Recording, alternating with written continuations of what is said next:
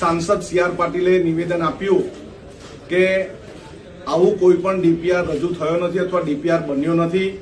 તો મારે એટલું જ પૂછવું છે, ડીપીઆર ન બન્યું હોય કે આ યોજના ન થવાની હોય તો હવે આદિવાસી સમાજ તમારો વિશ્વાસ કરવાના નથી.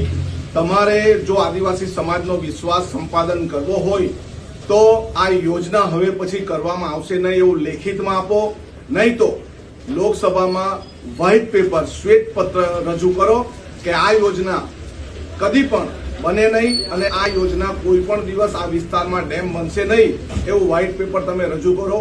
આદિવાસી સમાજ જાગી ગયો છે. ગૂગલ પર તમે સર્ચ કરો તો એનો ડીપીઆર બતાવશે, આ યોજના વિશેની માહિતી બતાવશે. એટલે આદિવાસી સમાજ ભોળા છે એને ભોળવવાની કોશિશ નહીં કરો. આદિવાસી સમાજને મૂર્ખ બનાવવાની કોશિશ નહીં કરો.